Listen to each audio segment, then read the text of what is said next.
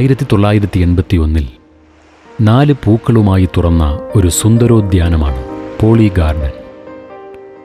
ആരും സംരക്ഷിക്കാനില്ലാത്ത അനേകരുടെ അഭയകേന്ദ്രമാണ് ഇന്ന് ഈ സ്ഥാപനം.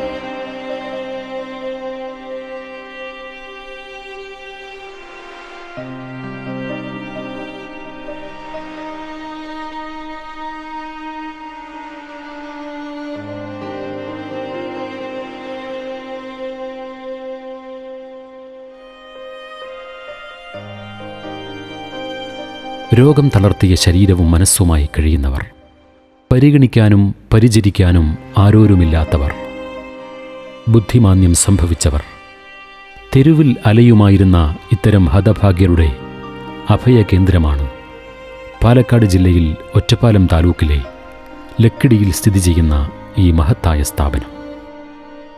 ഫാദർ പോൾ പൂവത്തിങ്കലാണ് പോളി ഗാർഡൻ്റെ സ്ഥാപകൻ. കനിവാർന്ന ജീവിതത്തിലൂടെ അനേകം പേരുടെ മനസ്സിൽ പിതൃതുല്യ സ്ഥാനം നേടിയ ഈ മഹാമനസ്കൻ്റെ വിയോഗശേഷം ശ്രീ സിജു വിധേയത്തിലാണ് ഈ സ്ഥാപനത്തിൻ്റെ കർമ്മസാരഥ്യം വഹിക്കുന്നത്. 1981 ഡയറക്ടറേറ്റ് ഓഫ് സോഷ്യൽ ആക്ഷൻ എന്നൊരു സന്നദ്ധ സംഘടനയുടെ കീഴിൽ റവറൻഡ് ഫാദർ പോൾ പൂവത്തിങ്കൽ എന്ന മഹാനായ വ്യക്തിയാണ് ഈ പോളി ഗാർഡൻ എന്ന ഈ പലജാതി പൂക്കളുടെ ഉദ്യാനം സൃഷ്ടിച്ചത്. അദ്ദേഹത്തിനൊരു വികലാംഗ ഗ്രാമം സൃഷ്ടിക്കണമെന്നുള്ള അന്തിമമായ ലക്ഷ്യത്തോടെയാണ് ഇങ്ങനെയൊരു സ്ഥാപനം 4 കുട്ടികളുമായിട്ട് ഇവിടെ തുടങ്ങാനായിട്ട് ഇടയായത്. ഇപ്പോൾ ഇവിടെ 110ഓളം പേർ അന്തേവാസികളായിട്ടുണ്ട്. അതിൽ ഒരു 60ഓളം പേര് ആരുമില്ലാത്തവരാണ്. അവരുടെ മാതാപിതാക്കൾ മരണമടയുകയും അതിനുശേഷം അവരെ നോക്കാൻ ആരുമില്ലാതും, അതുപോലെ മറ്റുള്ള ജൂനിയർ ഹോമുകൾ, മറ്റുള്ള സ്ഥാപനങ്ങൾ എന്നിവിടങ്ങളിൽ നിന്നൊക്കെ ഇവിടെ എത്തിപ്പെട്ടവരാണ്. ഒരു ഭൂരിഭാഗം പേർക്കും പരസഹായം കൂടാതെ അവരവരുടെ ദൈനംദിന കാര്യങ്ങൾ ചെയ്യുവാനായിട്ട് സാധിക്കുകയില്ല. ഇവിടെയുള്ള ഡെഡിക്കേറ്റഡ് ആയിട്ടുള്ള സ്റ്റാഫും മറ്റുള്ള ടീച്ചേഴ്സും അവരെല്ലാവരും കൂടി ഇവരെ കഴിയുന്നത്ര നല്ല രീതിയിൽ പരിപാലിക്കാനായിട്ട് ശ്രമിച്ചു വരുന്നു. വിവിധ പ്രായത്തിലുള്ള പോളി ഗാർഡനിലെ പലജാതി പൂക്കളുടെ ആഹ്ലാദ നിമിഷങ്ങൾ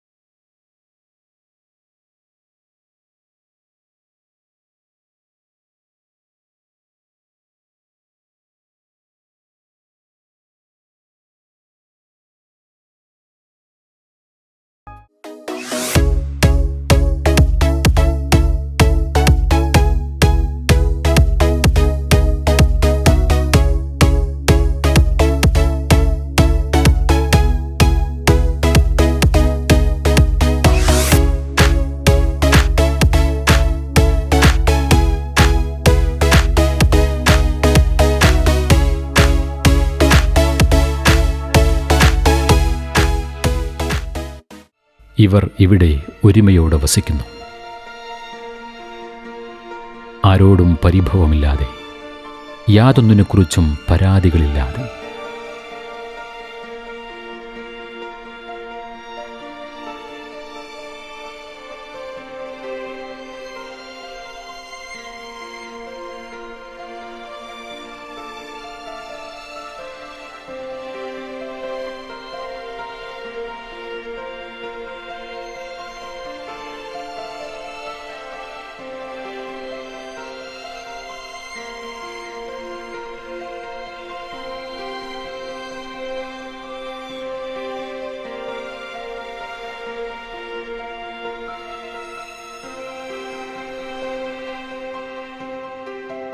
ഇവിടെയുള്ള 16 വയസ്സ് മുതൽ 80 വയസ്സ് വരെയുള്ളവരുടെ എല്ലാ ആവശ്യങ്ങൾക്കും സുമനസ്സുകളായ ആളുകൾ സഹായിക്കുന്നത് ഒന്നുകൊണ്ട് മാത്രമാണ് മുന്നോട്ട് പോകുന്നത്.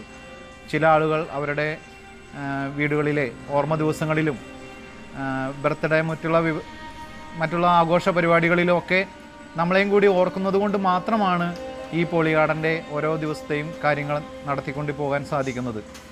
ഇവിടെയുള്ള ഒരു 10-30 പേർക്ക് എല്ലാ ദിവസവും ദൈനംദിന മരുന്നുകളൊക്കെ ഉണ്ട്. കുറേ പേരൊക്കെ മരുന്നിനായിട്ടും നമ്മളെ സഹായിക്കുന്നു.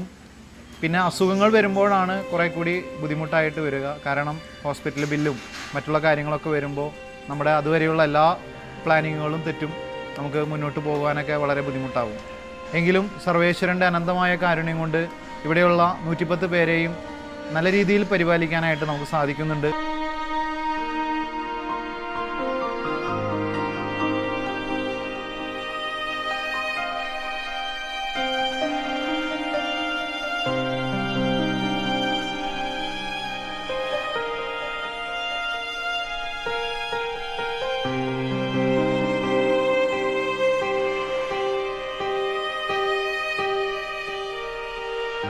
പോളി ഗാർഡനിൽ അന്തേവാസികൾ കൂടിയതോടെ ചിലവുകളും കൂടി.